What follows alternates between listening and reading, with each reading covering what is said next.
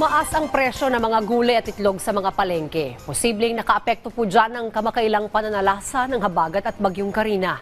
Samantala, ilang farm naman sa Tarlac na hinihilalang may kaso ng bird flu ang mahigpit na binabantayan. Nagbabalik si Clazel Pardilla sa report. Dumoble ang presyo ng ilang tindang gulay ni Leticia sa Commonwealth Market. Ang dating 60 pesos na kada kilo ng talong, 120 pesos na. Tumaas rin ang presyo ng sayote at carrots. Bakit daw po? Kasi nabaha.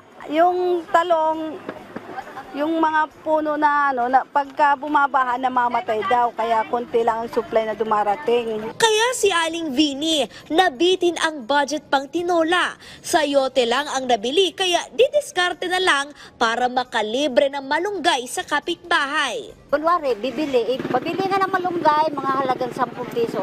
Sige na, libre na. O, kasi kapitbahay lang. Suminit din ang presyo ng itlog. Mula 120 pesos na benta ni Mar sa bawat tray ng pinakamaliit na itlog, ngayon lumobo na sa 200 pesos. Kaya ang isang pirasong itlog na 4 pesos noon, higit 6 pesos na ngayon. Parang kada deliver tumataas. Supply, pinukulang siguro kasi halos unti-unti na lang dumarating. Para-paraan na lang, sabi ni Baby. Pag kulang ang budget na ikaw, tipid-tipid. Dati kung 2 tray, di ngayon isang tray, pinagkakasya hanggang 1 linggong budget. Ayon sa Department of Agriculture, natural na tumataas ang presyo ng itlog tuwing pasukan kung kailan mataas ang demand. This week nag-start ang pasukan.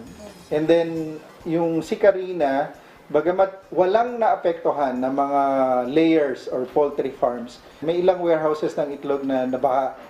So, yun yung reason bakit may mga slight increases sa presyo ng itlog. But not because of the AI. 3 farm sa Tarlac ang pinaghihinalaang may kaso ng avian influenza o bird flu. Nagsagawa na ng confirmatory test para matukoy ang sakit na tumama sa farm. Sakaling magpositibo sa bird flu, agad na magsasagawa ng kaling. Mahigpit na monitoring ang ginagawa sa mga katabing lugar at walang dapat ikabahala sa supply.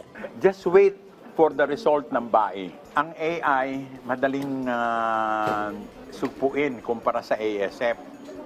Dahil ang AI, kailangan mo lamang ikal lahat yung mga manok, papahingahin mo yung farm.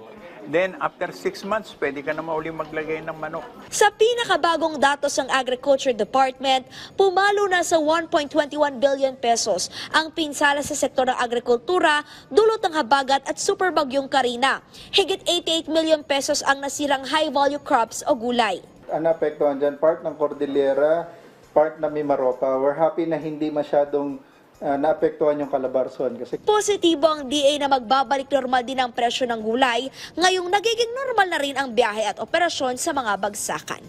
Clazel Pardilla para sa Pambansang TV sa Bagong Pilipinas.